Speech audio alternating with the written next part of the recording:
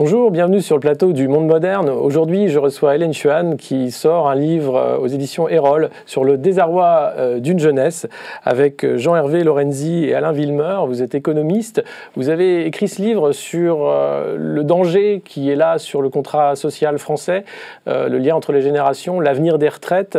Et aujourd'hui, vous portez un constat assez dur, mais vous apportez également beaucoup de solutions dans ce livre. Commençons par le constat. Est-ce qu'aujourd'hui, le contrat social français est devenu profondément inégalitaire? C'est vrai qu'il y a eu un grand débat sur le contrat social français. Plein de personnes ont annoncé la fin de l'État-providence. On est quelque part à ce moment-là où il y a d'autres choses émergent. Donc l'économie collaborative, tout le sujet de la dette fiscale. Et puis si on regarde de près le contrat social français, la promesse qui est contenue dans le contrat social français, c'est quand même une promesse de mobilité sociale. Aujourd'hui, elle n'existe pas, elle n'existe plus. Donc il y a énormément de chiffres sur le déclassement social des générations. Il y a énormément de chiffres sur aussi cette part de richesse un peu captée par les plus de 60 ans. Et on verra que et peut-être dans la suite, je vous dirai comment est-ce que justement cette captation finalement de richesse, elle ne se fait pas forcément au détriment des jeunes générations. Par contre, ce qui est vrai et ce qui est juste, c'est que les jeunes générations, la jeunesse en fait, elle n'a jamais été pensée dans le contrat social, puisque c'était une phase, si vous voulez, d'insertion, où l'insertion sur le marché du travail se faisait de manière quasi mécanique, avec la croissance, et qu'aujourd'hui, le vrai sujet qui est posé, c'est un contrat social qui n'est plus nourri par la croissance, et qu'il faut quand même organiser la redistribution. Et donc, la redistribution, elle doit s'organiser autrement. Autrement sur la base de quoi? Et dans ce bouquin, ce qu'on propose, c'est une redistribution qui est organisée à travers justement ce contrat donnant-donnant entre les générations. Donc ce que vous dites aujourd'hui, c'est que la jeunesse n'a jamais fait partie de l'équation des politiques dans la façon dont on travaille sur l'emploi, sur la redistribution. Est-ce que la suite des 30 Glorieuses, est-ce qu'aujourd'hui on a une génération en fait de baby-boomers qui sont des enfants gâtés qui ne veulent pas partager leurs jouets? Oui, alors effectivement, on peut avoir ce regard-là sur la génération de baby-boom. Si on regarde un peu les chiffres, on constate de manière un peu claire, ça s'est chiffré, qu'ils ont vécu sur une période de 30 glorieuses, qui ont bénéficié d'une période de forte croissance, qui ont aussi eu le boom immobilier, ce qui fait qu'aujourd'hui, on a une génération qui part à la retraite avec une parité de niveau de vie qui est organisée par le système de retraite. Donc ça, c'est une chance, c'est la chance du système de retraite français. Donc c'est en ça que le contrat social a bien fonctionné. Et en même temps, il porte un regard assez sévère sur les jeunes générations, avec justement ces valeurs de travail et en brandissant justement la promesse du contrat social, alors que justement cette promesse n'existe plus. Donc ils leur disent continuer à cotiser à un contrat social qui vous promet plus rien. Par contre, la promesse qui nous a été faite par le contrat social, lorsque nous avons travaillé, elle doit être de maintenir le niveau de retraite au même niveau, elle doit être effectivement une pérennité du système de retraite. Donc quelque part, il y a une dissonance. Pour eux, la promesse est tenue. Pour les jeunes, ce n'est pas le cas. Il y a une vraie question sur ce modèle-là. C'est un modèle qui est quand même basé majoritairement sur le salariat. Aujourd'hui, on a beaucoup de débats sur la fin du salariat, sur la mutation vers davantage de contrats différents, d'indépendance. Est-ce que c'est quelque chose qui est possible? Est-ce qu'il y a aussi une mésentente des générations, c'est-à-dire deux générations qui ne se comprennent pas, et les politiques qui doivent faire un arbitrage et qui, majoritairement, sont du côté des plus âgés dans leurs choix politiques et dans leurs propositions? C'est vrai que dans cet ouvrage, on a fait cette analyse sur le passé plutôt. Sur le passé, donc la période 79-2010, jusqu'à très récemment. Et ces mouvements, cette émergence de l'économie collaborative, aujourd'hui, elle n'émerge pas dans les chiffres. Par contre, elle change la donne sur le rapport au travail. Mais si on regarde la période passée de 70 à 2010, on regarde que le système a plutôt bien fonctionné pour les retraités actuels, mais qu'ils ont aussi constitué un vrai statut des retraités, qui deviennent un peu une classe intouchable. Donc c'est tout le débat sur les droits à la retraite. Donc ma retraite m'appartient. Ça, c'est le discours des retraités aujourd'hui. Or, ce n'est pas le cas. La retraite, elle est financée par les jeunes actifs. Sauf que la promesse qui est donnée aux jeunes actifs, aujourd'hui, elle n'existe pas. Et si on regarde fondamentalement le fonctionnement du marché du travail, le contrat social français, il était alimenté par la croissance jusqu'à les années 70. Ensuite, on a effectivement divisé la croissance par deux. Aujourd'hui, les perspectives de croissance potentielle, elles sont plutôt à 1, 1,5. Donc, ce qui fait qu'aujourd'hui, il n'y a quasiment plus de croissance pour alimenter le contrat social. Ce qui veut dire que ce qui se passe aujourd'hui sur le marché du travail, c'est qu'on a à la fois cette augmentation de la période de vie générale pour la population entière, mais qui va bénéficier en premier lieu à la génération du baby-boom qui part à la retraite. On a 25 années d'espérance de vie à l'âge de 65 ans. Donc c'est formidable, c'est une super nouvelle. Sauf que cette augmentation de l'espérance de vie, elle joue aussi sur le marché du travail. On entre sur le marché du travail de plus en plus tard. Le temps d'accès au CDI, il est plutôt de l'âge entre 25 et 27 ans pour la jeune génération. Et de l'autre côté, les taux d'emploi, les taux d'activité des seniors sont relativement faibles, même si on a connu une forte progression dernièrement à cause des changements réglementaires qui ont fermé tous les arbitrages qui était possible en dehors du travail. Donc aujourd'hui, on a le choix entre se maintenir en activité ou aller au chômage, ce qui n'était pas le cas avant. Et donc on a au debout du marché du travail, sur la jeunesse qui s'insère et les seniors, quand même, à qui on demande de travailler plus longtemps, cette espèce d'injonction de maintenir le contrat social tel qu'il est pour une population quand même retraitée. Et donc, cette injonction, elle est complètement contradictoire, puisque à la fois, on leur dit il faut s'insérer sur le marché du travail, et à la fois, on ne leur donne pas les moyens, on ne définit pas les conditions d'insertion sur le marché du travail. Et c'est ça qui est en train de se jouer, c'est définir des conditions sur un marché du travail qui change, avec, vous avez raison, l'économie collaborative, l'économie numérique qui émerge, avec ce mouvement aussi un peu frais là, des auto-entrepreneurs, des entrepreneurs, et tout le débat qu'aujourd'hui qu'on a sur l'ubérisation et sur l'économie collaborative, qui va fondamentalement changer la donne du rapport au travail, et donc à la fois ouvrir ce débat sur la protection sociale. Parce que le problème, il est là. Un jeune sur 4 au chômage, et puis le chômage des plus âgés. On ne va pas embaucher quelqu'un passé 55 ans, et encore moins à 60 ans. Mais pourtant, on veut allonger la durée du travail, et on veut faciliter l'entrée des jeunes sur le travail.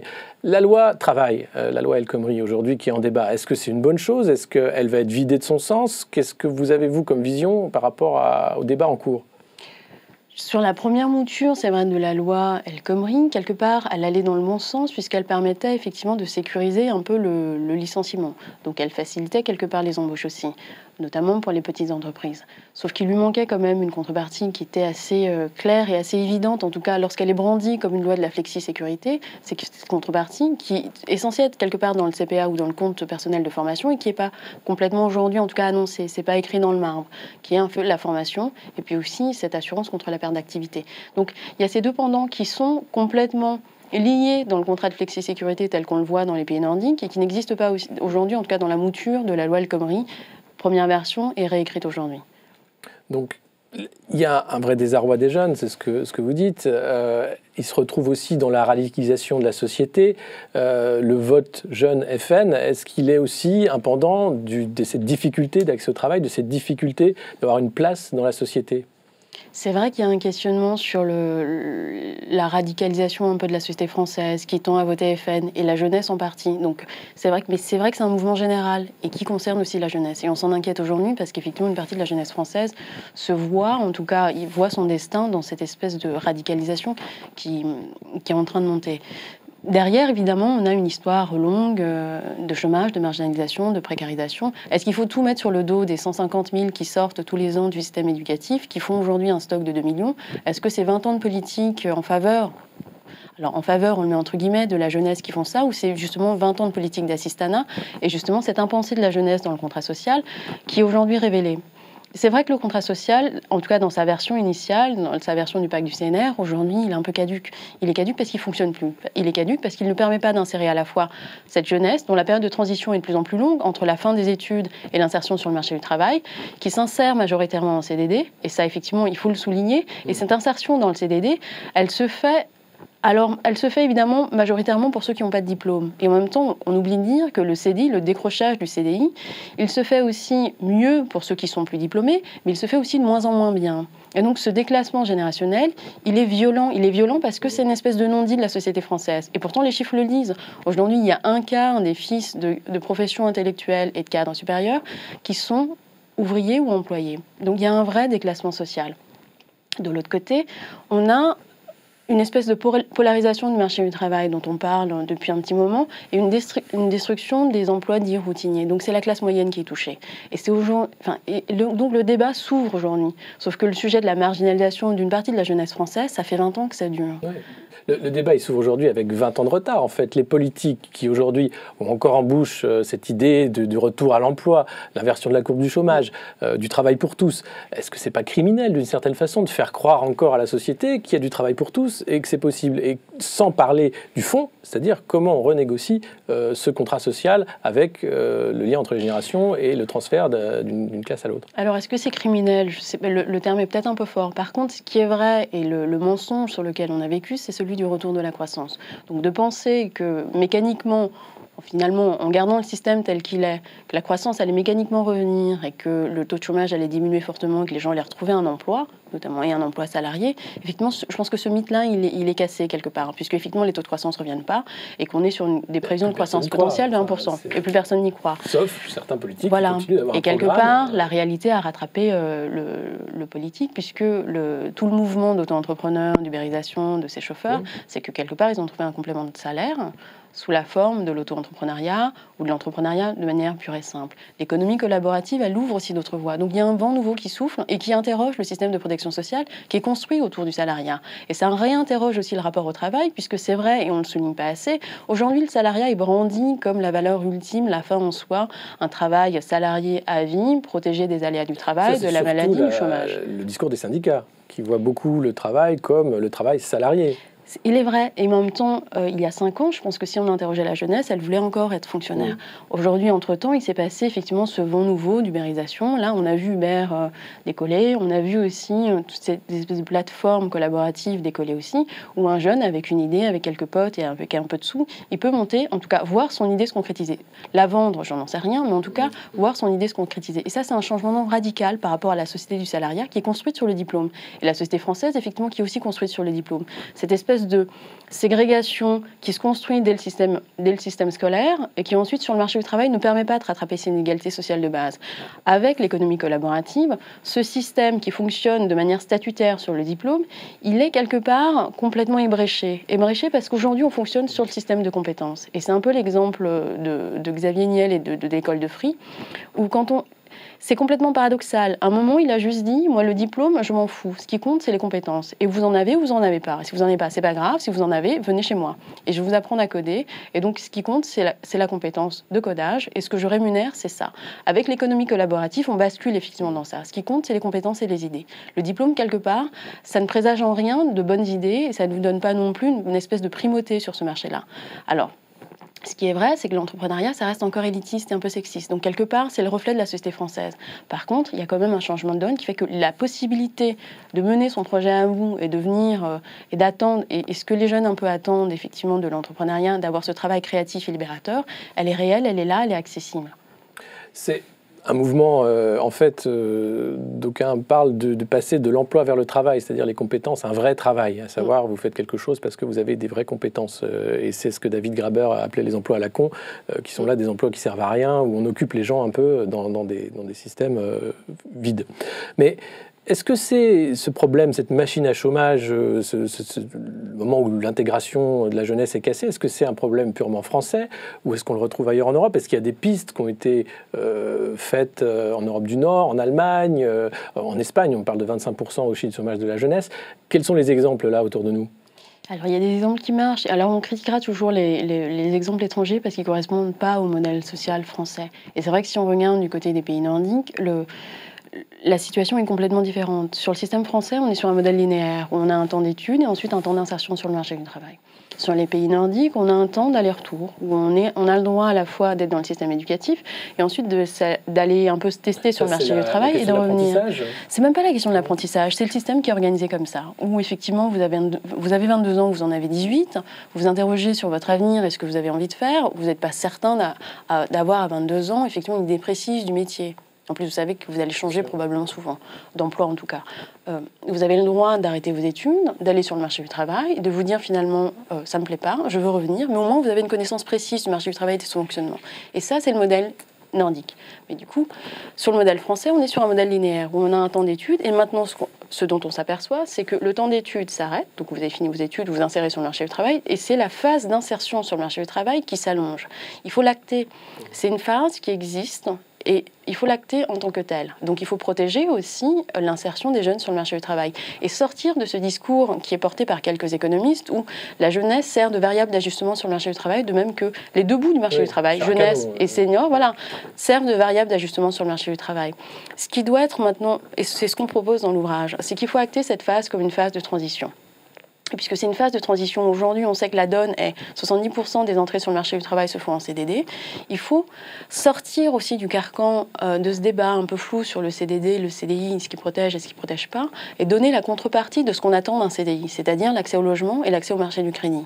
Donc une manière de faire, et qui est expérimentée de temps en temps sur des territoires, c'est de se dire, un jeune qui s'insère, ce qu'il attend de son contrat de travail, en tout cas la contrepartie à un travail, c'est d'avoir accès à un logement. Donc donnons-lui l'accès au logement, garantissons lui l'accès au logement, et en contrepartie, effectivement, il pourra accepter des contrats dont on dit qu'ils sont précaires. Mais la précarité, on l'aura enlevée, puisqu'il y aura en partie ce filet de sécurité qui est assis sur le logement. Et ça permet justement de se tester, de s'expérimenter sur le marché du travail, d'entrer dans cette économie des compétences qui est ouverte par l'économie collaborative, mais de manière plus sereine. De même qu'on peut y entrer sur l'emploi salarié, puisque le vrai sujet, il est là. Tout le monde peut monter son entreprise aujourd'hui avec les contrats d'auto-entrepreneur. Par contre, dans l'emploi salarié, il est difficile de dire, une fois qu'on a décroché un CDI, finalement, l'emploi ne me plaît pas, je vais en changer. Il est très facile de s'exposer effectivement à la précarité quand on est en CDD, puisque la durée du contrat est déterminée. Par contre, si on inverse un peu la logique, et c'est un peu ça le nœud de la proposition, c'est donner cette garantie de logement qui permet effectivement aux jeunes de se tester, mais de se tester sur des boulots qui les intéressent, pas de se tester de manière alimentaire en se disant je cumule pas mal de CDD et une fois que j'aurai un CDI, je m'y accroche parce que c'est la seule manière d'avoir une autonomie. Donc ça, c'est une des premières solutions, le droit au logement des jeunes pour leur permettre d'avoir cette sécurité qui leur autorise la flexibilité sur le marché du travail. Il y a 4 propositions qui sont fortes dans ce livre. La première étant ce droit au logement des jeunes. La deuxième, c'est aussi sur la santé, sur à la fois deux postes importants, la prévention, le bien vieillir. Est-ce que vous pouvez en parler sur cette approche par rapport à la santé liée au travail? Ça peut paraître étonnant, mais comment vous le définissez? C'est vrai que dans ce ouvrage, on a construit effectivement une proposition autour de l'évolution du contrat social, avec une partie complètement, en tout cas on pense qu'une partie du contrat social doit être remplacée par des contrats, on appelait ça des contrats donnant-donnant entre les générations. Puisque la croissance n'est plus là pour alimenter le contrat social, il faut bien que la contribution des générations et ce qu'ils en retirent soit repensé dans le contrat social. Et c'est ce qu'on a voulu construire. Donc dans un premier temps, sur ce deal de transition sur le marché du travail, puisqu'on ne connaît pas les mutations du marché du travail, et aussi dans le domaine de la santé, de la retraite et de la formation. Et dans le domaine de la santé, ce qui est assez flagrant, c'est qu'on a ce clivage intergénérationnel, où à juste titre, les bien portants financent ceux qui sont moins portants. Et les moins portants aujourd'hui, ce sont plutôt les personnes âgées qui consomment effectivement 3 fois plus de dépenses santé que la part des actifs.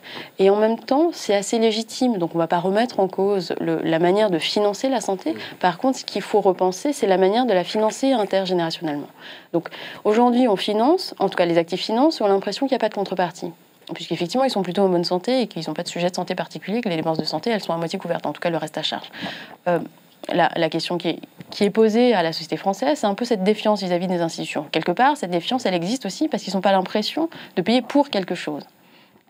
Et donc, dans l'idée de l'ouvrage, on s'est dit tout simplement, de manière assez simple, puisqu'on entre dans cette société de la longévité et du bien vieillir, que ce qu'attendent les plus de 60 ans, c'est de vieillir en bonne santé et avec une prise en charge décente des risques de dépendance. Que ce qu'attendent les actifs, c'est de continuer aussi à travailler et à vieillir en bonne santé, d'avoir accès à ces 25 années d'espérance de vie à 65 ans. Ça, c'est une promesse peut-être qu'on peut essayer de tenir. Mais pour la tenir, il faut afficher les contreparties à leurs dépenses de santé aujourd'hui. Et une manière d'afficher les contreparties, c'est de se dire... Ce qui pèse aujourd'hui sur les actifs, c'est pas tant le risque de maladie, c'est plutôt effectivement des maladies professionnelles. Donc l'enjeu, c'est plutôt celui de la prévention. Et puis quelque part, de réparer aussi l'inégalité de base sur le financement aujourd'hui de la santé, qui est la CSG un peu plus faible du côté des actifs. Des retraités, pardon. Ouais. Et donc de réaligner, de réaligner le 1 point de CSG d'écart entre la population retraitée et celle des actifs. Donc il y a déjà cette inégalité de base, et puis de l'autre côté, renforcer le volet prévention sur la partie des actifs, puisque effectivement les risques auxquels ils s'exposent aujourd'hui, les solutions sont en grande partie du côté de la prévention. Tout à fait. Et sur une autre solution qui est posée dans le livre, c'est l'épargne retraite. Alors c'est un vieux serpent de mer, mais comment vous envisagez cette solution de l'épargne retraite pour tous ? Alors c'est vrai que c'est un vieux serpent de mer, c'est quand même, ça fait 20 ans de débat sur comme le système de retraite français, réforme structurelle, réforme paramétrique, réforme du régime en points pour aller vers les comptes notionnels dans les pays nordiques, ou gardons le système tel qu'il est, puisque finalement il fonctionne plutôt bien. Alors, sur l'analyse du système de retraite, ce qui est assez paradoxal, c'est ce qu'on ne dit pas. Aujourd'hui, le système de retraite, il nous faut à peu près un point de PIB, et il est intégralement financé. Ça veut dire que l'équilibre financier du système de retraite, il tient peu ou prou. En fait, il tient plutôt bien même. Quand on dit peu ou prou, c'est un chouïa près. À 1% de PIB, il tient. Et donc 1% de PIB, c'est pas beaucoup. C'est effectivement augmenter un peu les taux d'activité des seniors. Et puis reculer un peu. Il tient pour longtemps. Parce qu'en fait, les réformes passées, et c'est ça le nœud sur lequel on ne discute jamais. Les réformes passées du système de retraite, elles ont plutôt bien fonctionné. La réforme de 93, qui désindexe effectivement le niveau des pensions et qui l'indexe sur l'inflation, qui désindexe des salaires, qui l'indexe sur l'inflation, ça crée un décrochage mécanique des niveaux de vie à horizon 2030, 2040, 2060. En plus de l'effet longévité. Donc, d'une manière générale, ce qu'on ne perçoit pas, c'est la réforme de 93 crée effectivement cette désindexation. Donc il y a un décrochage mécanique du niveau de vie qui est lié à la désindexation et qui est lié aussi au fait qu'on vive plus longtemps. Sur le fait qu'on vive plus longtemps, la réforme Fillon a introduit effectivement ce recul de l'âge de départ en retraite de manière progressive. Ce qui fait que finalement les ratios démographiques sont maintenus. On a gagné 25 années d'espérance de vie, on continue à gagner un trimestre par an. On va essayer d'augmenter au fur et à mesure l'âge légal de départ en retraite pour qu'on maintienne à peu près cette proportion d'actifs qui travaillera un peu plus longtemps, en même temps que l'espérance de vie et la durée de retraite sera à peu près la même. On est d'accord sur ça. Donc 93, ça crée ce décrochage mécanique, sauf qu'on n'en parle pas. 93, la réforme passe comme une lettre à la poste. Aujourd'hui, ce qui fait tenir le système, c'est quelque part la réforme de 93, donc on ne va pas revenir dessus. Par contre, ce qu'elle fait de manière très objective, c'est qu'aujourd'hui, on a une parité de niveau de vie entre les retraités et les actifs. C'est de 100%. Donc on a une parité parfaite. Alors, et ça va encore durer 10 ans. C'est la montée en charge des réformes. À l'horizon 2030, on a un décrochage progressif qui commence à s'organiser. Ça veut dire que le niveau de vie des retraités ne représentera plus que 80% du niveau de vie des actifs. Sauf qu'à l'horizon 2030-2040, c'est la génération aujourd'hui d'actifs sur le marché du travail qui aura ce décrochage de niveau de vie. Et c'est cette question. C'est toujours les mêmes. Voilà. Et c'est toujours la génération des actifs. Et c'est cette question qu'il faut poser. Et c'est ce prisme-là qu'on a voulu prendre dans l'ouvrage. C'est cette question un peu intergénérationnelle sur la question du contrat social. Quelque part, à un moment, des actifs contribuent, ou des retraités, des individus, des citoyens contribuent à un système. Le système social français. Qu'est-ce qu'ils en retirent comme contrepartie et qu'est-ce qu'on peut afficher comme contrepartie? Aujourd'hui, le système de retraite affiche une contrepartie qui est 80% du niveau de vie. Un décrochage de niveau de vie de 20%. Ce qu'on propose, nous, de manière assez simple, c'est que, évidemment, que les actifs vont continuer à contribuer. Par contre, aujourd'hui, c'est bien les actifs qui maintiennent le système, la pérennité du système de retraite. Et ça, il faut l'acter du côté des retraités. Et donc, si ce sont les actifs qui maintiennent la pérennité du système de retraite, du côté des retraités, il faut aussi acter que peut-être il faut compenser en partie le décrochage de niveau de vie de 80%. Ouais. Et donc, une manière de le compenser, ce serait de monter un fonds de capitalisation ou une réserve provisionnée avec un ratio, disons, de 90% pour le système de retraite en répartition, 10% pour un fonds de capitalisation collectif qui permettrait en partie de compenser le gap de niveau de vie. Donc, cette lecture intergénérationnelle, elle apporte juste d'autres marges et d'autres sources de financement, qui sont que c'est pas parce qu'on est retraité que finalement on ne peut plus contribuer au contrat social. Oui, parce qu'aujourd'hui, on a l'impression que c'est une caste à part qui a fait son boulot, qui a donné ce qu'il y avait à donner et qui est complètement protégée à la fois par les politiques publiques, par la capacité qu'ils ont aussi de se mettre ensemble et qui ne souhaitent pas être appelés à contribuer à hauteur de ce qu'ils pourraient faire. On parle aussi d'un écart énorme entre retraités. Il y a des très petites retraites et des très grosses retraites. Ça non plus, il n'y a pas de travail sur cette homogénéisation. Alors c'est vrai, et à chaque fois l'argument est avancé qu'on ne peut pas faire payer les retraités parce qu'il y a quand même un taux de pauvreté qui est quand même élevé parmi la population des retraités. Le taux de pauvreté parmi la population retraitée, c'est 8%, ce qui est beaucoup plus faible que le taux de pauvreté de la population des actifs et la population des jeunes. Exactement. Et donc sur cette période qui est 79-2010, on a eu une régression très forte, une diminution très forte du taux de pauvreté parmi les retraités qui descend aujourd'hui à 8%, alors qu'il est le double parmi la population des jeunes aujourd'hui. Et donc, cette espèce de statut qu'on a créé entre 1979 et 2010, qui permet aux retraités aujourd'hui de jouir d'une parité de niveau de vie, qui permet aux retraités d'avoir effectivement des inégalités qui sont moins fortes que celles de la population générale, il faut donner le pendant à la population qui est plus jeune, à la jeunesse aujourd'hui.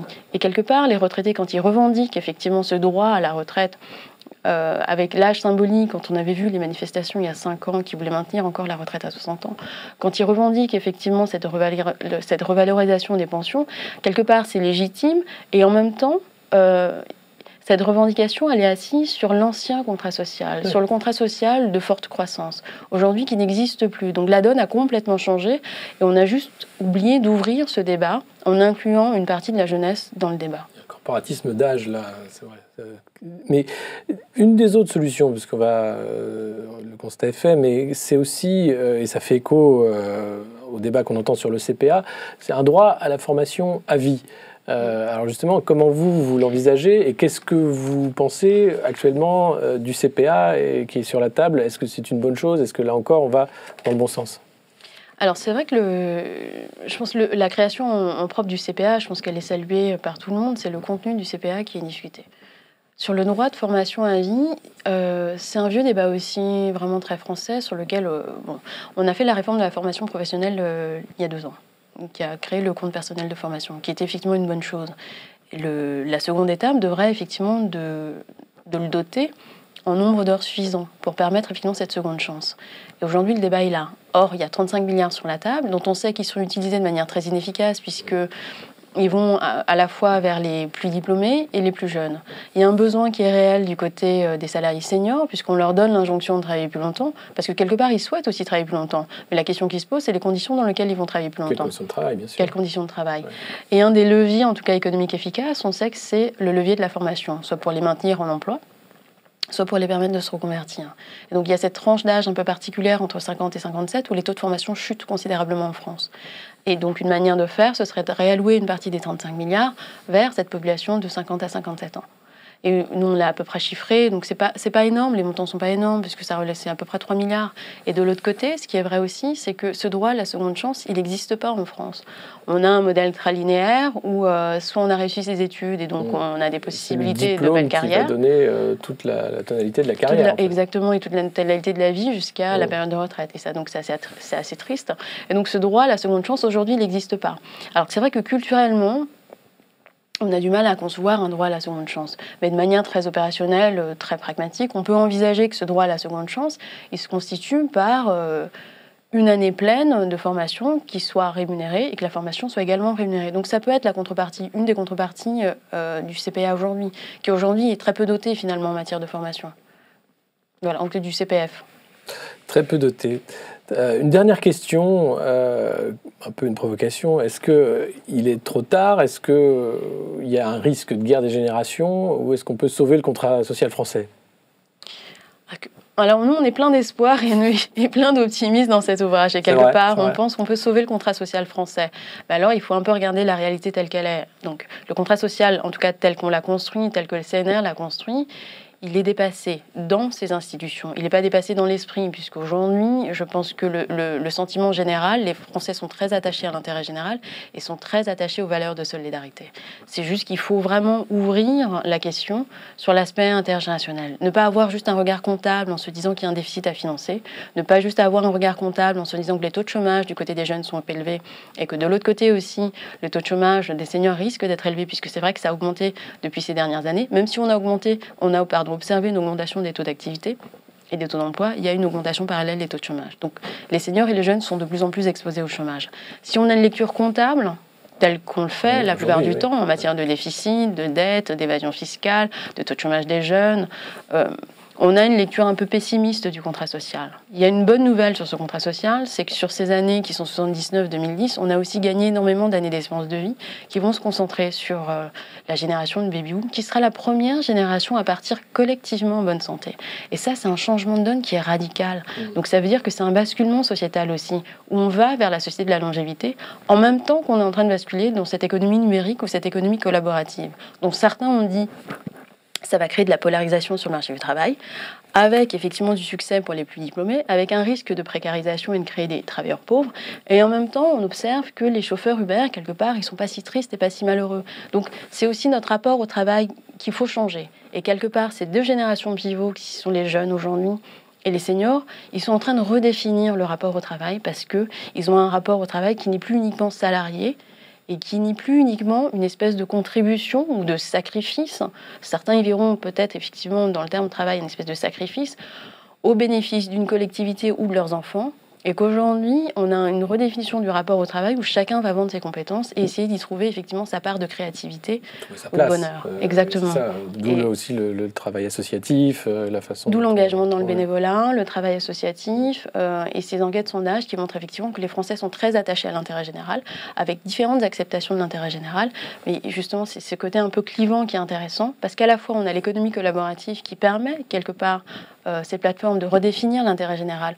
On voit bien les mouvements et l'adhésion sur certains sujets de manière ponctuelle. Et de l'autre côté, et c'est vraiment ce clivage générationnel qui est marquant, mais qui est en train de changer, la génération des quinquas et plus ou des retraités, qui dans l'engagement et dans le bénévolat voient encore un engagement physique, pérenne, en faisant des permanences, alors que l'engagement du côté des jeunes, il est ponctuel, mais il est massif. Et puis, ça crée aussi cette plateforme de dialogue qui n'est plus justement une voix ou qui donne le ton, qui est encore le fonctionnement un peu syndical, paritaire, un peu paternaliste de la société française. Voilà. Et de l'autre côté, on a des plateformes beaucoup plus démocratiques. Très bien.